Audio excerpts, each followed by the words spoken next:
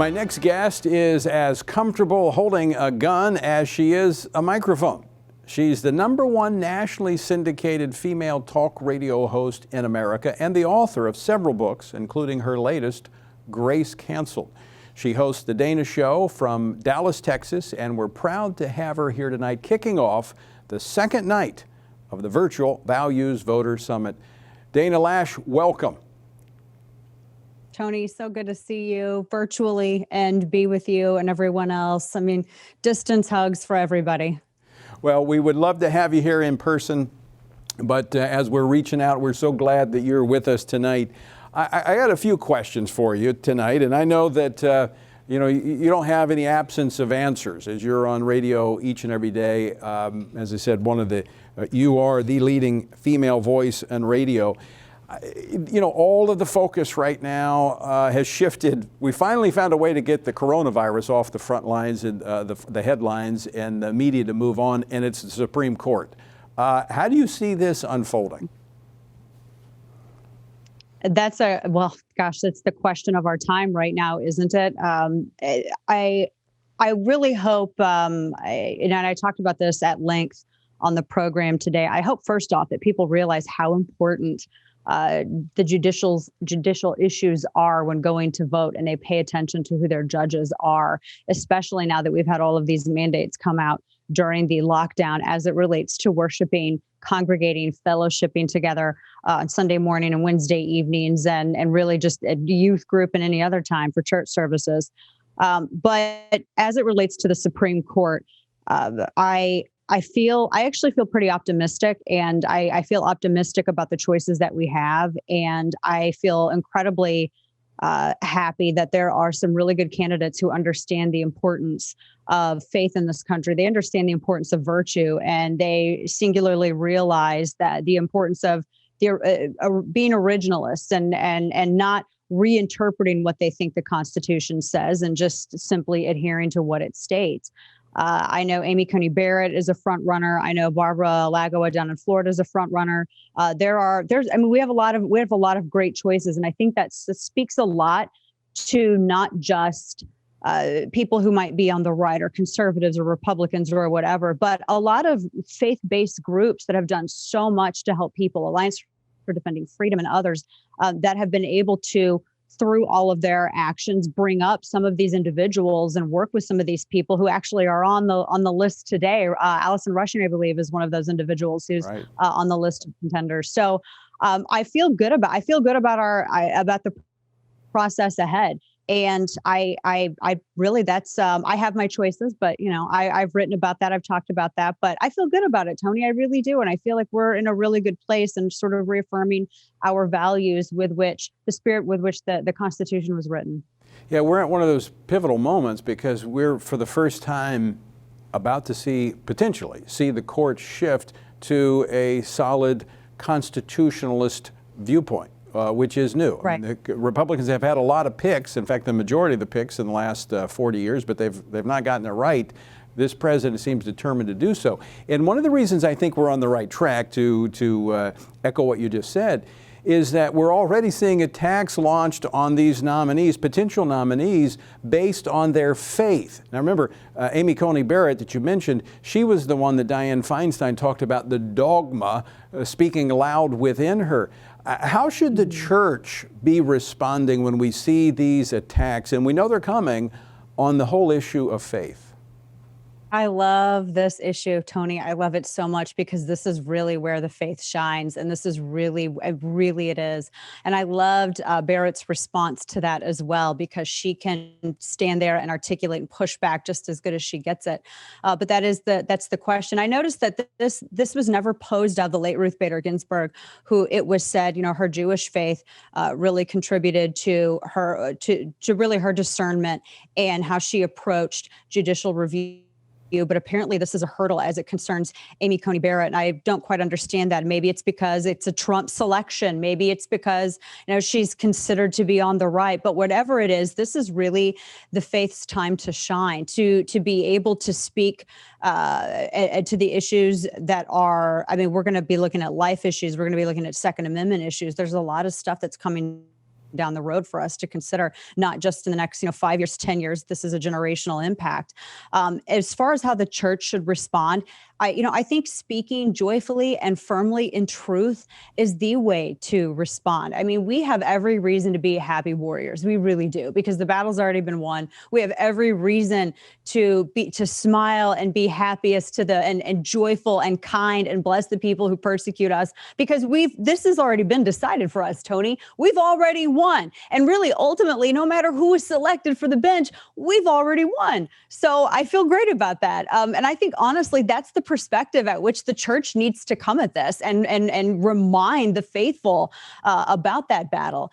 And, we're going to have a lot of chances to demonstrate our how we approach living. You mentioned the dogma lives loudly within you, that remark that Feinstein gave. Well, yeah, I mean, it lives loudly within all of us. That's why so many Christians go and help the homeless, and they serve the needy, and they meet people where they are. It's why so many Christians are there in times of need during lockdown, helping to support the business owner, helping the single mom, trying to take care of her children, adopting children, doing whatever they need to do to fulfill the need in the kingdom. And that's what it's all about. So I think I think that this is a great opportunity. And I think that the church, never before has there ever been a time, in modern era, for which the church has been just so singularly perfect to take on such an important leading role. And yes, leading role, because with all of the chaos and everything around us, honestly, this is the time when people are looking for calm and joyful and reasoned voices, and people who speak in truth instead of fanning the flames of division. Yeah, Dana, let me put a fine point on that, because when you talk about, we need to be joyful, happy, because we know how this is going to turn out. We're on the winning side. But you're not saying what some would suggest, maybe waving a white flag, the woke preachers and tennis shoes that you've talked about. There's a big difference. We can go with confidence, but we're standing for truth. Right. And thank you for bringing that up. This has been a big issue with me. And, during the lockdown, with so many churches that have closed, and I understand you want to be good stewards of your fellow man, and especially in the early days when we didn't really know a lot about this virus or the level of contagiousness, or really even how it spread. There was a lot of discussion and back and forth about that, and contradictory things even from the CDC. But when churches had their doors closed and when everyone was at home, that's really hard for people who really subsist on fellowship. It's hard for them to get through, and it's hard spiritually, it's hard emotionally. It's for our students, it's hard academically.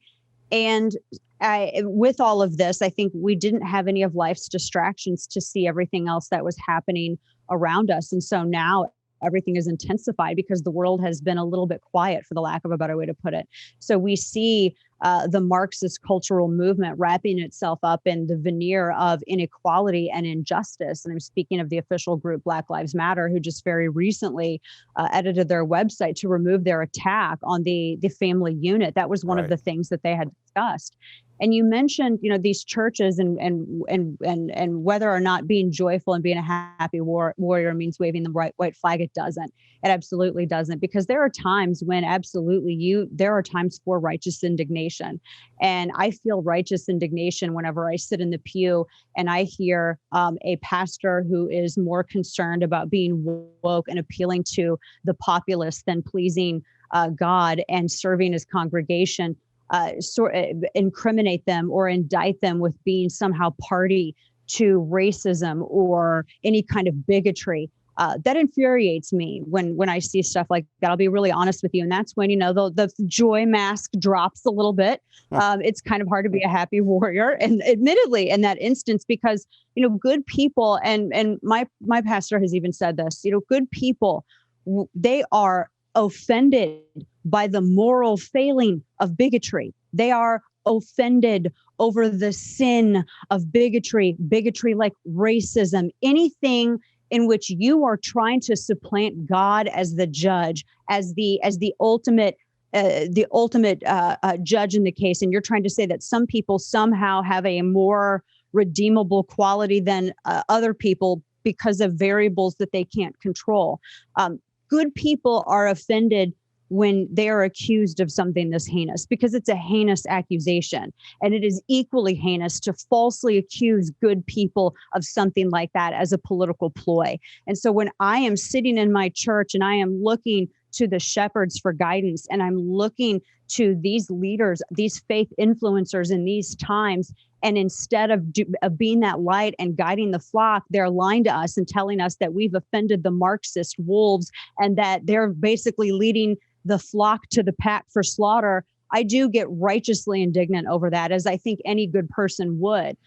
There's a time to speak out on these injustices. There's a difference between being empathetic and then just completely caving to a false narrative because you think it's better to go along than get along. Well, Jesus never thought that. Jesus never taught that, ever, not at all, not once. And so those pastors who are really, they're in the word, but they're also saying, look, this is the truth and this is the reality. There are groups out there that are trying to emotionally and spiritually blackmail you and accuse you of being racist if you don't cave to these demands. Right. I ask those spiritual leaders, I ask those faith leaders, I ask those churches, I ask those pastors, why are you insisting on pushing a solution that seeks atonement outside of the Gospels? Why are you pushing a strategy that seeks reconciliation outside of Christ? Because these are serious grievances we're talking about and some serious sins that have been done to people. Hurt people, and the only person who can save is Jesus. So well said. And it is a form of emotional and cultural blackmail, but it requires standing up and proclaiming truth to counter it. That's the only way you can defeat a lie. Dana Loesch, thank you so much for being with us. As always, great to have you at the Values Voter Summit. Always good to be with everyone. I love this event. And Tony, we are so grateful for you, and we pray for you and everyone there on your team, because you do such amazing work, and keep on doing it, because you are a voice of reason and a real light in these times. We appreciate you. Thank you, Dana. Appreciate that so much.